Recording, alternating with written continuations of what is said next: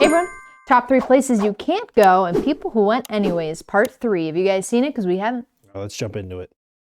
Today I'm going to share with you 3 progressively more insane stories about people who went to forbidden locations around the world and what happened to them. Spoiler alert, it didn't end well. But before I get into today's stories, Well, if you're damn. a fan of the strange, dark, and mysterious delivered in story format, then you've come to the right channel because that's all I do, and I upload 3, 4, even 5 times every week. So if that's of interest to you, please invite the like button to go roller skating with you. But before you sick. get to the rink, loosen all of their wheels. Also, That's messed up. this channel and turn on all notifications so you don't miss any of my weekly uploads. Yeah, take that like All right, button. let's get into today's stories. I like how he wants us to hit the like button. He also wants us to fuck up the like button. Yeah. Sometimes you gotta read a bedtime story. Sometimes you gotta untie its I shoelaces. guess so.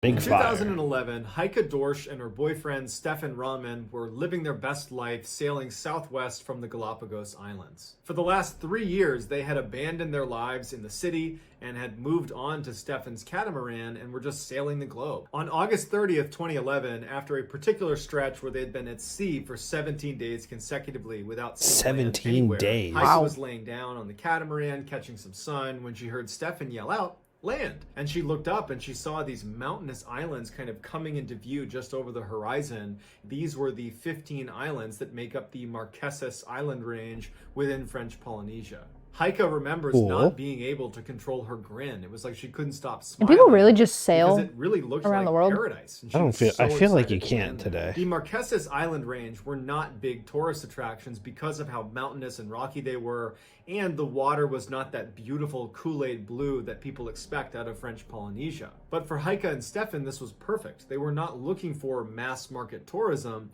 They were looking for authentic cultural contact.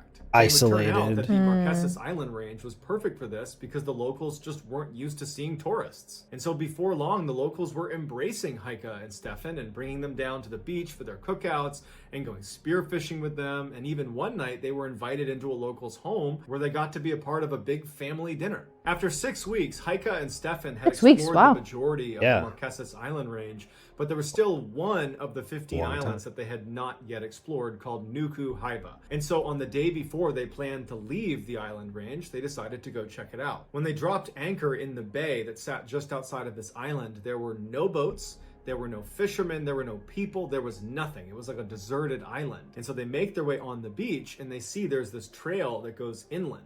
Being explorers, Very they bad couldn't idea. help themselves but walk down the trail to see what's down there. After 15 minutes of walking down this jungle path, they come to a clearing, and in this clearing is this very strange looking village that's made up of all these shacks. They can't tell if people live there or have lived there recently because to them, it just looks totally abandoned. And as they're kind of looking around, they notice way down the path beyond these shacks is one man standing in the middle of the road. Bruh. This really Just big guy one? with his Nah. shirt off, standing next to a horse, and he's just looking directly at them. Real He's not photo? waving to them, he's not signaling to them, he's just watching them. And it kind of creeped them out at first, but they decided Looks like that a normal the polite guy. thing to do would be to go over and talk to him because this is probably his village and they were the trespassers. So they go over to this guy and they introduce themselves, and he says that his name is Arihano and that he lives in this village. Through broken French, they're able to have a semi-normal conversation which seemed like pleasantries. And at some point, Stefan, just off the cuff, asked this guy if he'd be willing to be his guide on a hunt. He wanted to go hunting for goats, which is something that everybody did on the Marquesas Island, and Stefan really wanted to be a part of that. And Arihano says, Okay. sure, I'll be your guide. Heike was a little bit caught off guard, but wasn't surprised because Stefan had been talking endlessly about how he wanted to go on a goat hunt before they left the Marquesas Island range. But she didn't feel like doing this, so she said, you two go. Oh, I'll no, meet they're you over splitting the up? boat." So Heike turns Yeah. around and starts walking down. That's the not a jungle good path idea. back I don't towards like the their sound of boat, that. And she turns around one more time and she sees Stefan and Arihano walking into the jungle down another path, and they disappear. Heike spent the next several hours just laying out on the beach, waiting for Stefan to return. But after quite a while, Oh, and no. she hadn't heard anything, she started to get a little bit worried. That's not And good. as she's starting to get worried, she hears someone yelling out on the water. And from around the corner, Arihano comes around on his boat, and he's waving to her, and he's yelling for her in French that there's been an accident, that Stefan's been hurt, and she needs to come with him. Oh, Heiko no. runs into the water, jumps into Arihano's dinghy, and the two of them drive back around the corner to wherever Arihano and Stefan had been. They land at this little tiny beach that's right up against a jungle, and immediately immediately Heike jumps out, runs right into the jungle, and she's yelling for Stefan, and there's no sign of him. He's not yelling back. She has no idea where to look, and she kept turning around and asking Arihano, where is he? What happened to him? And Arihano just wasn't really giving her a good answer. He was just being quiet. Frustrated, Heike walks even farther into the jungle. She's yelling even louder, and still there's nothing. And so she turns around to confront Arihano and be like, where is Stefan? What's going on? And as soon as she does, she's met with a gun right in her face. Heike immediately grabbed the barrel and tried to fight it away from him, and she could tell that he tried to fire the gun, but the safety was on, and so nothing fired. They kind of struggled with the gun, and at some point he got on top of her and just restrained her and tied her up to a tree. And then he just walked away into the jungle without saying anything. And so Heike is expecting at any moment for him to return and kill her. And she even said that she wished he had just shot her then and there, because the anxiety of waiting for whatever was going to happen was way worse. While Arihano was gone, Heike struggled to try to get the ropes off of her and the rope around her neck off of her, but she couldn't do it. And as she's sitting there struggling, Arihano would return and he would beat her up a little bit before ultimately turning around and leaving once again. Arihano would come back a couple hours later after it had gotten dark, and she's still there struggling to get these ropes off of her, and he would hit her a couple times before leaving again. But when he hit her, he actually managed to loosen some of her restraints. And as soon as he did walk off into the jungle that second time, she was able to get the restraints off of her wrist and her neck. Now, she had no idea where Arihano was. But as soon as she took one step, she saw a flashlight, maybe a couple 100 meters away, flip towards her. And she knew it was Arihano. He had heard her move. And so Heike just starts running full speed. She's stepping on board. She's getting slashed by all the undergrowth. She doesn't care. She is running for her life. Because it was a full moon, she could actually see the water because the beach was right next to where she was being held. And so she just ran for the water. And when she got onto the beach, she could see there was another boat out in the water near where theirs had been anchored. And when she looks at the beach, she can see that Arihano must have turned around because she can see a flashlight kind of bobbing its way farther and farther deeper into the jungle. Using the couple's satellite phone, Heike was able to alert authorities, who launched a search for Stefan. That's crazy. And initially they couldn't find him, and they couldn't find Arihano. But 3 days into the search, they made a grisly discovery. The Marquesan Islands are actually known for the Marquesan warriors that used to inhabit these islands up until the 12th century. And they were known for being the most aggressive cannibals in the South Pacific. In particular, the island of Nuku Hiva, which is where Stefan had just gone missing, and where Heike had just been attacked by Arihano. But historians believe nobody on Marquesas has practiced cannibalism since the 12th century. Yeah, until now. Practice has gone away.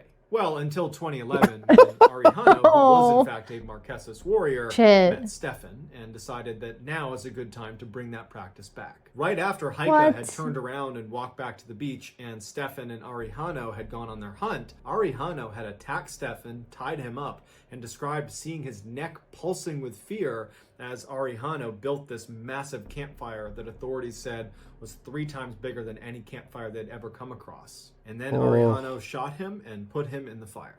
Although Arihano would be captured and convicted of killing Stefan, Arihano would never actually come out and say that he had in fact eaten portions of Stefan, and it was impossible to tell from his remains how much had been consumed versus burned off in the fire.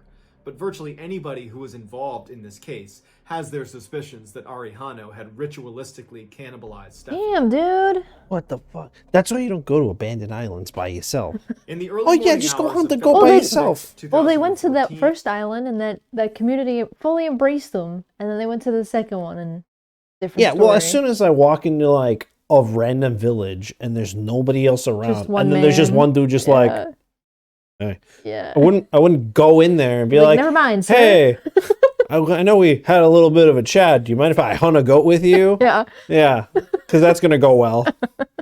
A van carrying 5 men finally came to a stop outside of a farm in Norway. After a miserable, nearly 15-hour drive, these 5 men who were from Finland were finally ready to begin their real adventure. They were going to be attempting one of the most dangerous underwater dives in the world. Oh, great. No. Underwater. And it is a 2-kilometer underwater caves. What? Real photo? What the cave to the other. The entrance they were going to start Yeah, they actually was like inside of split the frozen earth and took a pond photo next to and then this put it farm. back. Two It of the said real 5 men photo, had actually okay? done this so-called traverse before because they were the ones that discovered these 2 entrances were actually connected. But no amount of How do you experience discover was going that, to dude? limit the amount of physical risk they would have to take in order to complete this dive. The dive was so long, over 2 kilometers, that you actually needed a specialized underwater scooter that could propel you through the tunnel because you wouldn't be able to swim fast enough before you ran out of air.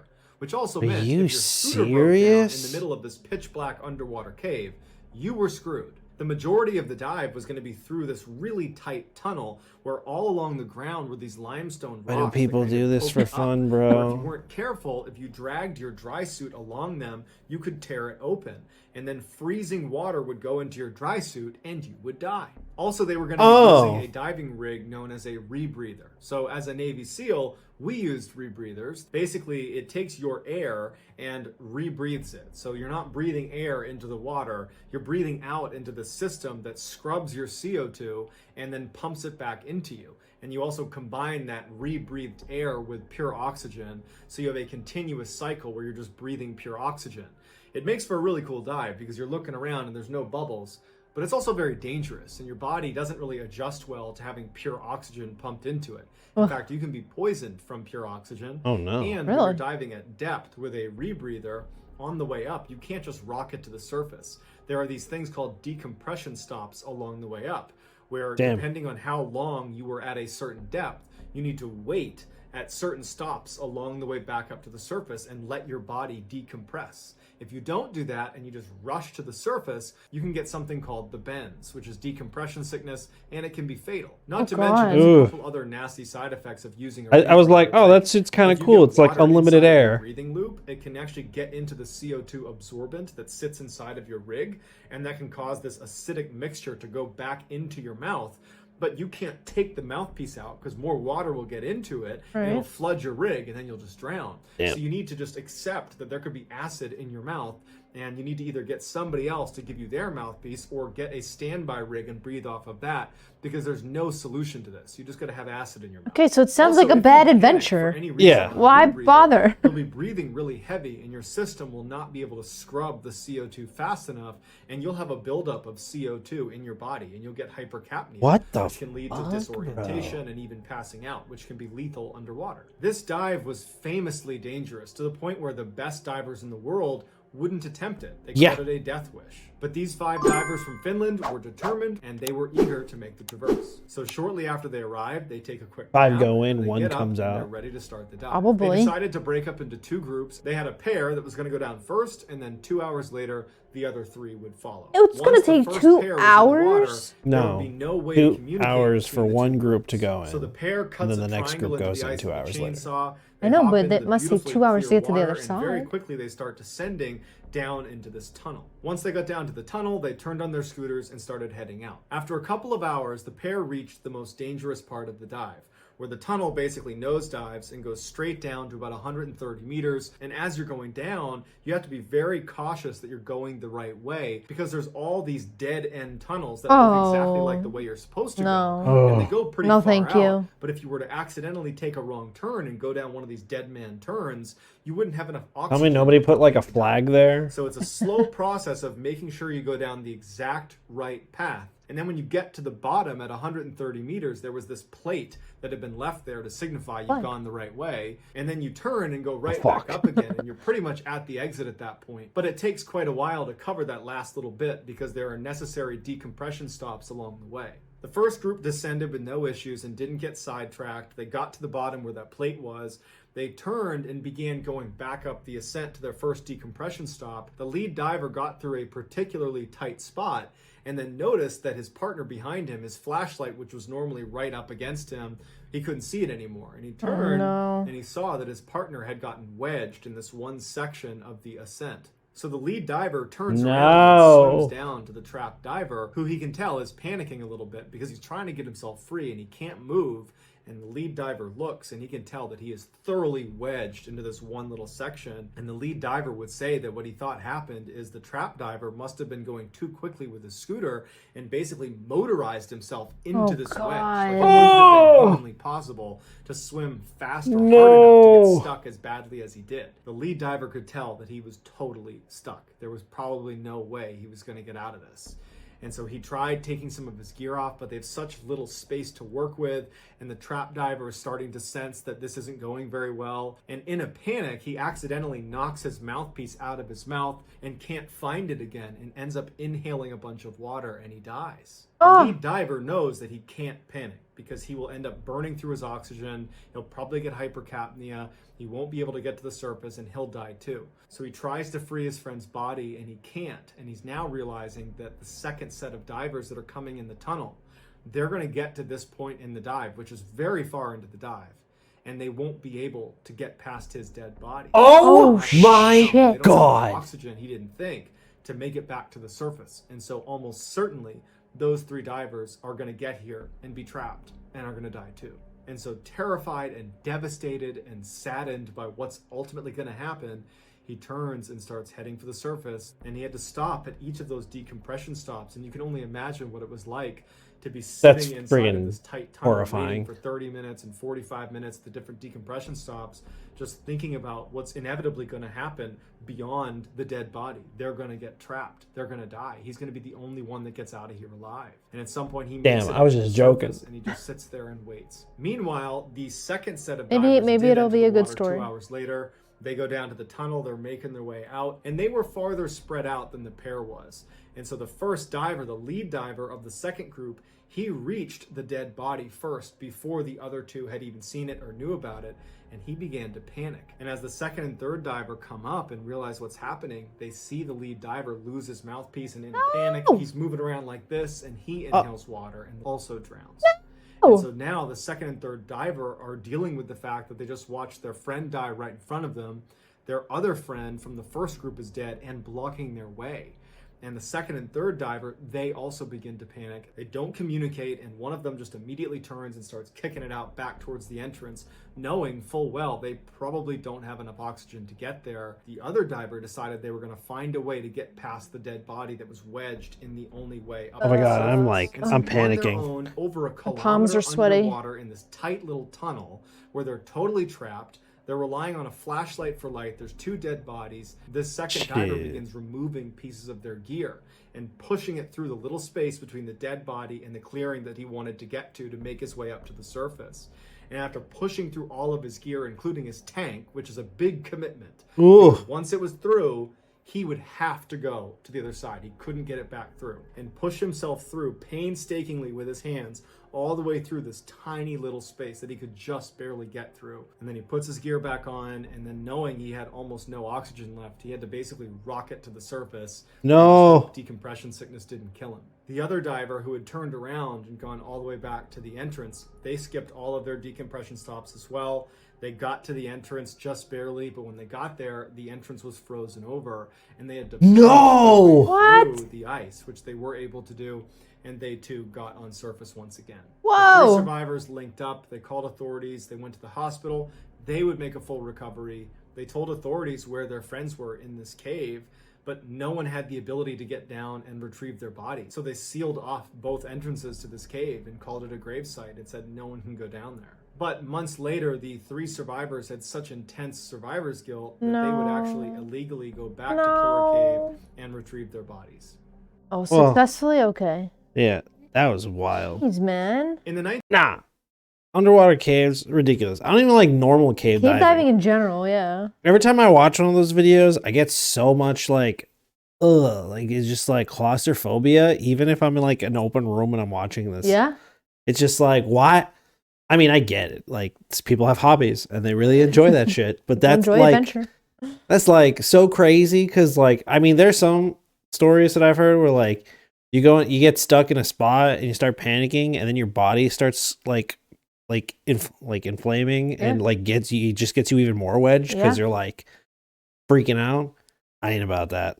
No, I mean, it's so much worse too in an underwater cave because then like you have to not only squeeze into those spots, but I feel like you're not that like you're not that like small. You have like all this equipment. You have the tank.